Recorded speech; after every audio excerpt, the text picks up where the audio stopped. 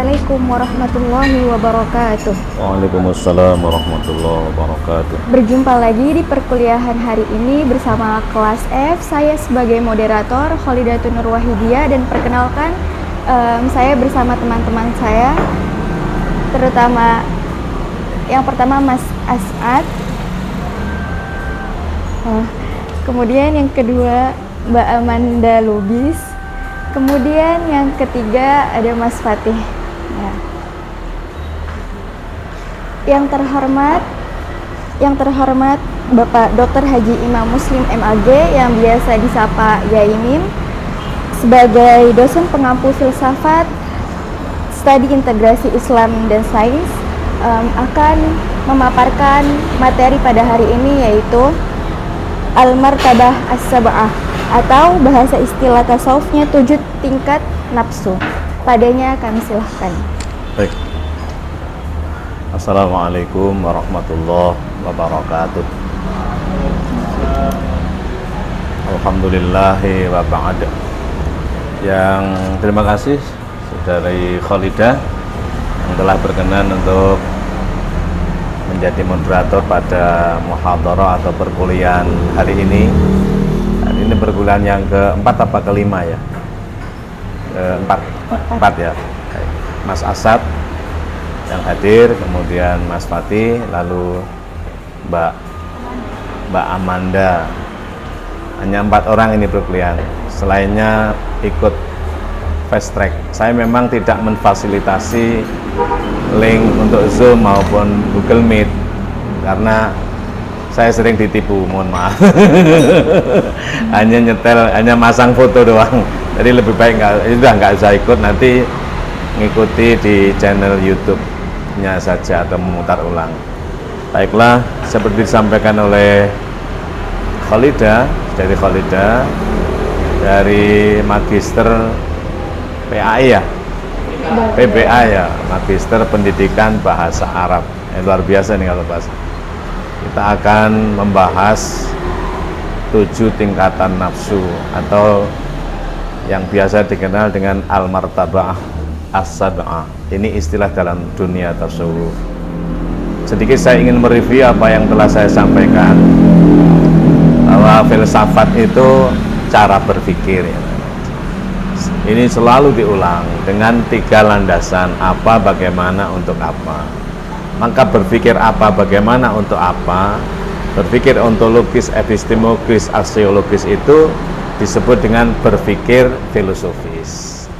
Jadi berpikir filosofis itu berpikir ontologis, epistemologis, dan aksiologis.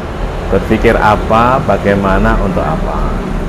Nah, sedangkan tasawuf, integrasinya kepada Islam, tasawuf itu cara berhati. Berhati itu objek berhati itu bukan berpikir loh ya. Cara berhati berarti merasa. Kalau hati itu merasa. Kalau filsafat itu berpikir itu pirantinya otak atau rasio.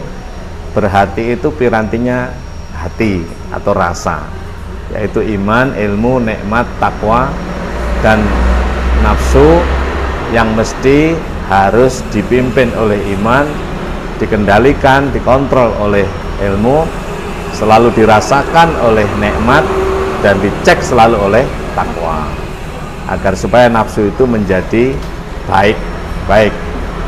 Nah, saya kesempatan ini nafsu, khusus nafsu. Nafsu ini bagian dari kita. Nafsu itu disebut dengan dorongan. Tandanya adanya nafsu pada diri setiap orang itu yaitu wujudnya nafas. Maka nafsu itu identik atau munasabah dengan nafas. Nafasayan fusu berarti bernafas itu bernafsu. Artinya apa?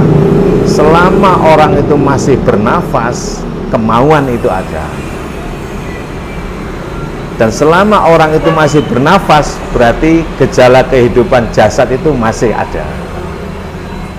Jadi hidupnya nafsu atau nafas itu bersama dengan jasad. Kalau nafas itu berhenti, maka jasad mati. Nah, di sini nanti berbedanya dengan ruh, ya toh. Jadi nafsu itu bukan benda, tapi kata kerja, bernafas ya. Tidak ada, tapi kerjaannya ada. Jadi bendanya tidak ada kan, tapi kerjaannya ada. Bendanya tidak ada, kenapa? Karena dia memang bukan benda, tapi dia itu kata kerja, yaitu bernafas. Kalau ingin tahu nafsu, mana nafsu itu? Ya ada pada jasadmu. Nek nafasnya hilang, berarti jasad masih hidup, gitu loh. Nah, kalau jasad masih hidup, karena hidup bersama dengan nafsu, maka kemauan yang bersifat jasadi, fisik, materialistik, hedonistik itu ada. Maka semakin tua jasad, itu semakin kuat kemauan fisikalnya. Semakin tua jasad, semakin kuat kemauan hedonistiknya. Oleh karena itu, wong tambah tuwek, itu tambah seneng nang wong itu hedonistiknya. Wong tambah tuwek, itu tambah suka kepada harta benda, suka jabatan, suka status sosial. Jadi jangan dikira wong kita tambah tua tambah lereng, kemauannya tambah nemen. Hanya persoalannya ketika jasad semakin tua, nafsu semakin kuat, tapi jasad semakin lemah. Andaikan jasad semakin kuat, itu terus tambah karu-karuan itu. Gitu. Oleh karena itulah maka di sini diperlukan kesadaran. Maka man arafa nafsahu. Siapa yang, jadi man di sini bukan kok siapa tanda tanya, bukan. Dalam konsepsi tasawuf, man itu isim mausul. Disebut isim karena dia sifat. Disebut sifat karena melakukan pekerjaan. Maka rumus itu zat, af'al, sifat, asma atau sebutan. Itu disebut mausul karena dia sudah melakukan pekerjaan wusul sampai, sehingga man ini man mausul, orang yang sudah benar-benar wusul kepada Allah. Maka di sini kenapa dia wusul? Karena sudah suluk. Kenapa suluk? Ya karena dia sadar. Maka man arafa nafsahu, orang yang wusul itu benar-benar akan menyadari akan eksistensi nafsunya. Jadi kalau kita cara pada umumnya kan kita ini, siapa yang mengenal dirinya mengenal Tuhannya, kan itu kan. Dalam tasawuf nggak begitu. Jadi man, orang-orang yang sudah benar wusul itu betul-betul, maka menggunakan fi'il madhi, yufid atau taukid, berfaedah penegasan, ya toh. Madhi telah sadar betul akan nafsunya. Nah, di sini man di sini berarti bukan jasad, rohani, gitu. Yang wusul kepada Allah itu apa? Mukmin, kan? Mukmin yang sadar akan ilmu, sadar akan rasa, sadar akan takwa. Itulah man mausul. Maka man mausul dengan, kalau kita kan dengan man istifham itu beda, ya toh. Siapa mengetahui dirinya tahu Tuhannya. Nah ini orang tasawuf nggak begitu. Orang man, orang yang sudah benar-benar wusul kepada Allah. Apa itu wusul? Ada 3 kan itu. Suluk, menempuh jalan. Mukmin yang suluk itu melalui sholat misalnya. Masduk berjumpa dengan Rasulullah. Mukmin berjumpa Rasulullah bernama Amin, diantar menuju Allah, wusul namanya. Suluk, masduk, wusul. Suluk, masduk, wusul. Suluk, masduk, wusul. Terus dari wusul, suluk, masduk, wusul, suluk. Nah, ini namanya wirid. Perjalanan apa? Perjalanan ini warodaya ridu. Perjalanan mutar secara terus menerus. Apa bahasa kita? Regulation apa itu ya? Berputar terus. Inilah wirid dalam konsepsi tasawuf. Maka wiridan, orangnya disebut dengan warid atau waridat, itu berbeda konsepsinya dengan syariat. Dalam konsepsi tasawuf, wirid itu ya perjalanan nih, suluk, masduk, wusul, terus ini dirasa wirid. Nah, kalau orang syariah wirid itu kan pakai tasbih. Nah, kalau kita enggak pakai, kalau bukan kita, maksudnya orang sufi dalam konsepsi tasawuf adalah apa? Wirid itu perjalanan suluk, masduk, usul, suluk, masduk, usul. Lah, man itu adalah isim, nama, isim mausul, disebut atau sebutan seseorang yang sudah mausul sampai kepada Allah. Kenapa? Karena dia telah suluk sehingga berjumpa dengan mazhub Kanjeng Nabi menuju usul kepada Allah. Dialah yang benar-benar sadar betul akan nafsunya, akan eksistensi nafsunya, sehingga faqad arafa rabbahu, dia benar-benar sadar akan Rabbah di sini bukan kok Rabbah Tuhan. Karena mukmin man usul itu nggak akan mampu menggambarkan eksistensi Tuhan. Dia hanya bisa menggambarkan eksistensi murabbinya. Siapa? Rasulullah. Kenapa? Kalau Rasulullah itu bisa digambarkan karena sudah dibasyarkan. Rasulullah dengan Muhammad berbeda. Kalau Rasulullah itu zatnya, Muhammad itu basyarnya. Jokowi dengan presiden nggak sama loh ya. Pak Harto juga pernah jadi presiden. Presiden nggak akan mati dan tidak pernah mati. Tapi kalau Pak Harto meninggal, Gus Dur meninggal, Jokowi juga akan meninggal, Megawati juga akan, SBY juga akan meninggal. Tapi apakah presiden meninggal? Tidak. Tapi paling tidak kita bisa membayangkan bahwa presiden itu adalah untuk Indonesia yang pertama Pak Karno. Ya toh? Basar kan? Bisa. Untuk membayangkan Rasulullah itu bisa dibayangkan. Kenapa? Karena dibasyarkan. Muhammad ibnu Abdullah, ibu bernama Aminah, lahir di Mekah, wafat dimakamkan di Madinah, berbangsa dan berbahasa Arab. Sama dengan kita kan secara fisik, punya tangan, punya kaki. Bisa dibayangkan kan? Nah, maka faqad arafa rabbahu di sini benar-benar dia kenal akan murabbinya, Rasulullah. Jadi kalau siapa kenal orang yang usul kepada Allah itu kenal akan atau benar-benar sadar akan eksistensi nafsunya, maka dia sama dengan mengenal zat Allah itu enggak mungkin. Allah tidak mungkin dikenal zatnya, kecuali nanti kalau kita sudah meninggal. Enggak mungkin. Kalau dibayangkan, oh ternyata Allah, kenapa? Karena Allah itu laisa kamitslihi syai'un wa huwas samiul basir, ya toh? Allah itu maha basir, tidak bisa dimisilkan dengan apapun. Kalau kita misalkan misalnya Tuhan itu kayak apa, menjadi bukan Tuhan lagi.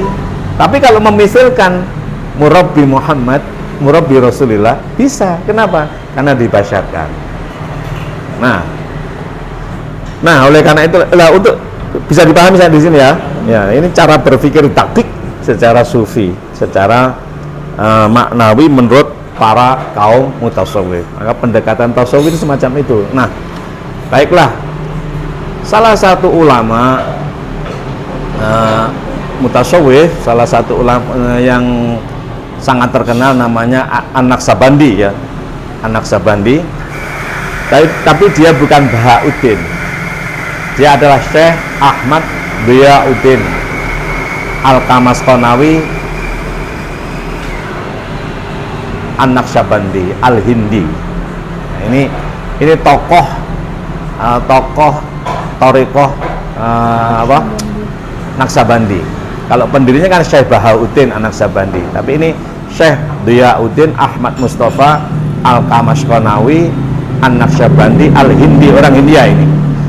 Di dalam bukunya yang sangat terkenal namanya Jami'ul Usul fil Auliya, Anda pasti tahu buku ini ya.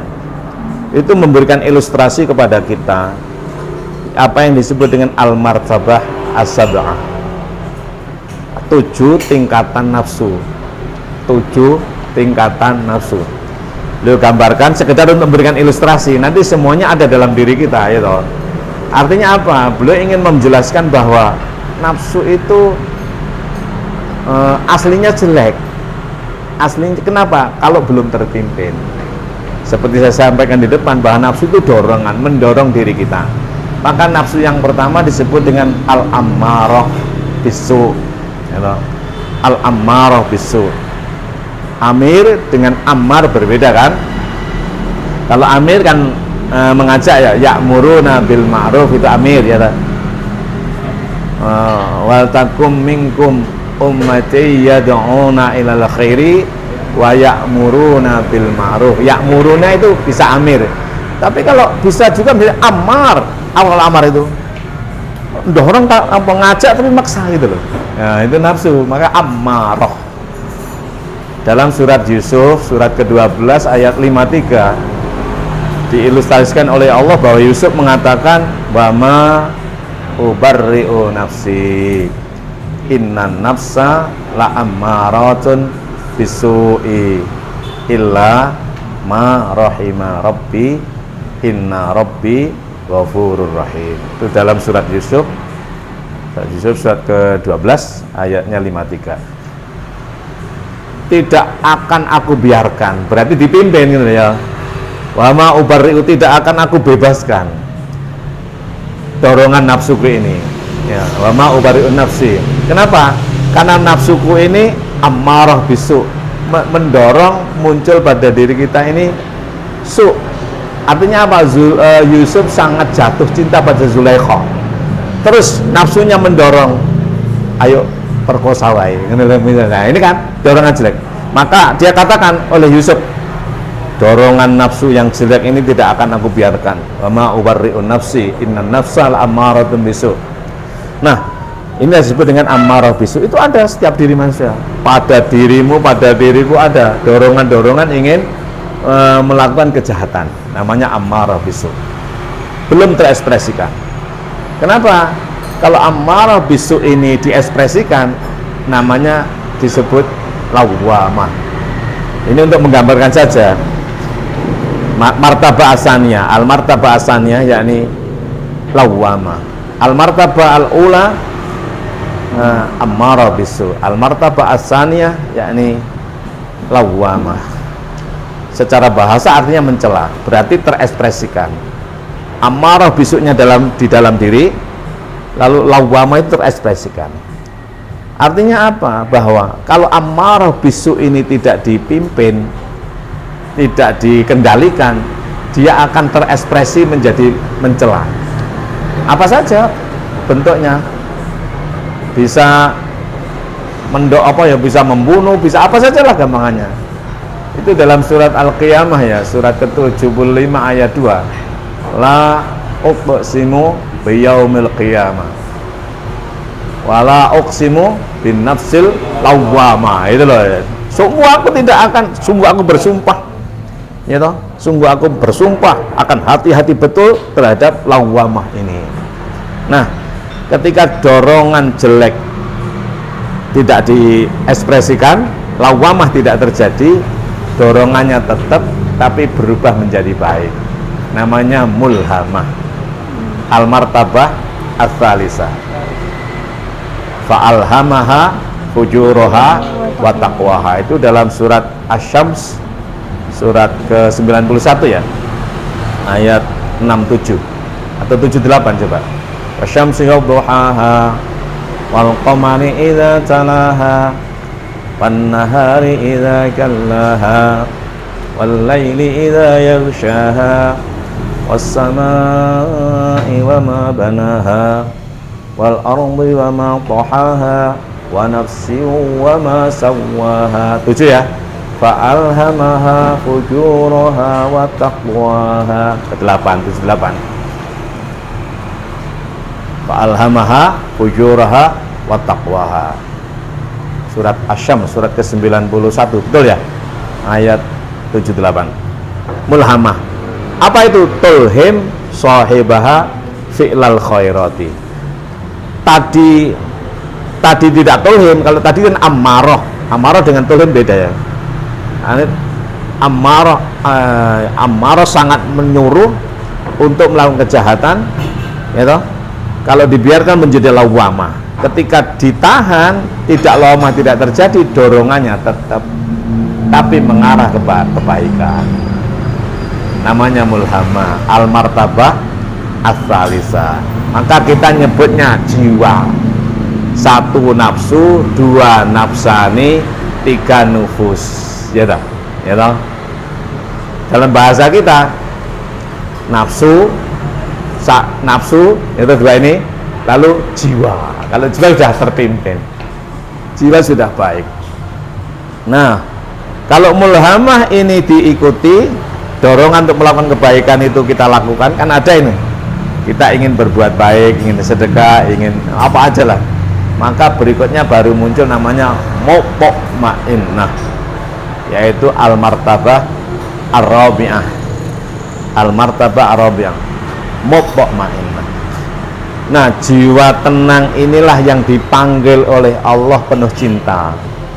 Ya ayyatuhan nafsul mutma'innah, irji'i ila rabbiki.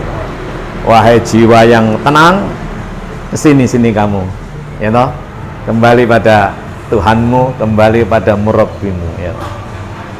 Nah, inilah mutmainnah. Kenapa? Kalau kamu merasa jauh dari Allah, berarti nggak tenang. Kenapa nggak tenang? Berarti kurang melakukan kebaikan. Kenapa? Kamu masih mengikuti dorongan nafsu lawamah dan amarahmu. Kalau lawamah, amarah tidak kau, artinya tidak kau biarkan, maka kamu akan selalu melakukan kebaikan. Kebaikan kau lakukan, ketenangan kau dapatkan. Ketenangan kau dapatkan, dapat cinta Tuhan. Itu kan dipanggil oleh Tuhan. Coba tenangkan dirimu, maka di situ ada panggilan suara Tuhan yang sangat lembut. Wal yatalattaf wala yush'iranna bikum ahada. Orang yang tenang ini latifahnya akan hidup. Latifah itu istilah dalam dunia tasawuf, ya toh. Latifah itu latifatus sirri. Maka hakikat doa itu dalam latifah, bukan dalam ucapan. Maka alimus sirri wa akhfa mustajibud da'awati rabbi farhamna jami'a bi jami'i sholihati. Dalam akhfamu, dalam latifatul akhfa, latifatus sirri di sini. Inilah yang dipanggil oleh Allah. Kalau kamu tenang. Nah, kalau kamu benar-benar sudah tenang, barulah kamu akan mendapatkan dirimu pada situasi martabah berikutnya, yaitu yang kelima, yang disebut dengan radiyah. Nufus radiyah atau nafsu radiyah. Maka ya ayyatuhan nafsul mutmainnah irji'i ila rabbiki radiyatan. Tenang, haliyah rela dengan apa siapa tanpa membeda keadaan apapun. Semakin kau rela dengan situasi lingkungan apapun di sekitarmu, maka kamu akan semakin mendapatkan rela dari Allah, namanya mardiyah, yaitu al-martabah as-sadisah. Ya toh? Ya ayyatuhan nafsul mutmainnatu irji'i ila rabbiki radiyatan mardiyah wadkhuli fi ibadi wadkhuli jannati. Nah, kalau kamu sudah mendapat ridha Allah, namanya makom mardiyah. Kalau kamu sudah menduduki makom mardiyah, semua dalam rasa, kok rasanya kayak diridhoi Allah, itu pada dirimu. Bagaimana itu? Ya kamu cinta apa siapa tanpa membeda. Namanya fadkhuli fi ibadi wadkhuli jannati. Itu di dalam surat Al-Fajr, surat ke-89. Al-Fajr ini jumlahnya 30. Di akhir itu yaitu 27, 28, 29, 30. Maka fadkhuli fi ibadi wadkhuli jannati ini jiwa kamilah, jiwa Muhammad. Artinya lahirnya pribadi seseorang yang sudah cinta apapun, penuh kesadaran, orang muhsin namanya, jiwa kamilah, jiwa Kanjeng Nabi, jiwa Rasulullah, namanya nafsu kamilah, martabah asalnya, puncak. Nah, berarti nafsu itu tidak jelek, justru nafsu adalah potensi dari Allah. Kalau terpimpin, dia akan menjadi pendorong kita melakukan kebaikan. Nah, kalau orang sudah makom kamilah ini, gejalanya seperti digambarkan oleh para ulama mutasawwifun, itu yuhibbul kafira al-imana bima ja'a bihi Muhammadun sallallahu alaihi wasallam. Melihat kekafiran itu ada, tapi cinta dalam bingkai roja, semoga dia segera mendapatkan petunjuk, menjadi beriman terhadap apa yang diajarkan oleh Nabi Agung Muhammad SAW. Namanya roja ya tadi.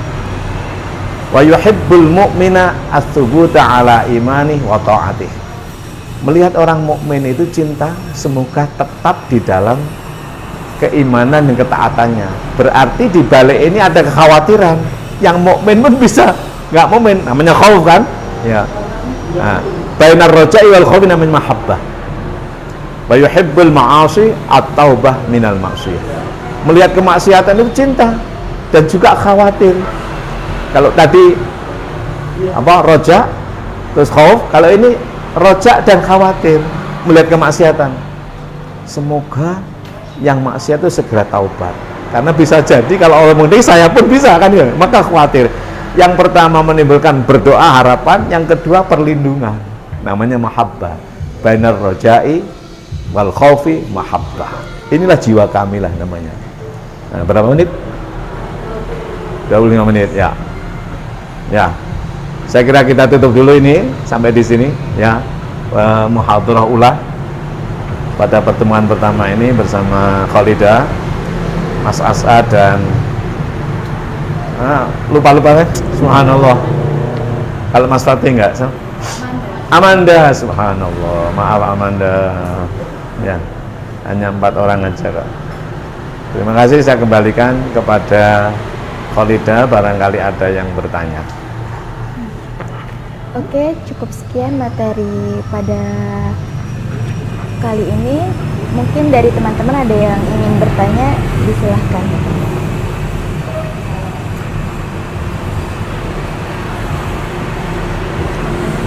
Kalau tidak ada ditutup aja. Ya. Nanti kita untuk pertemuan kali ini segini aja, sampai sekian aja, dilanjutkan kapan-kapan ya, tempatnya kurang kondusif. Mohon maaf kalau saya akhiri. Assalamualaikum warahmatullahi wabarakatuh. Assalamualaikum warahmatullahi wabarakatuh. Saya kembalikan pada Khalidah. Tutup. Oh ya, ada yang bertanya? Kurang satu. Apa? Kan Ammarah, lawamah, mulhamah, mutmainnah, radiyah, mardiyah, kamilah. 7 kan? Mardiyah sama radiyah dipisah. Itu 7 kan? Ammarah bisu, lawamah, mulhamah, mutmainnah, radiyah, mardiyah, kamilah. 7 kan? 7 ya? Ammarah, lawamah, mulhamah, mutmainnah, radiyah, mardiyah, kamilah. 7 tingkatan al-martabah as-sanu'ah. Nanti kita perdalam pada pertemuan yang akan datang ya. Selamat beristirahat. Terima kasih. Saya kembalikan pada Khalidah. Silakan ditutup. Cukup sekian materi pada perkuliahan hari ini. Saya akan memberi sedikit kesimpulan dari perkuliahan hari ini, yaitu menurut An-Naqsabandi, tokoh tasawuf, pada bukunya Jami'ul Usul Al-Auliya, ada 7 tingkatan nafsu. Yang pertama yaitu amarah, yang kedua yaitu lawamah, yang ketiga yaitu mulhamah, yang keempat mutmainnah, yang kelima radiyah, yang keenam mardiyah, yang terakhir yaitu kamilah. Selama kita masih bernafas, maka di situ kita masih merasakan adanya nafsu. Sekian perkuliahan hari ini. Jika ada kesalahan, mohon maaf. Wassalamualaikum warahmatullahi wabarakatuh.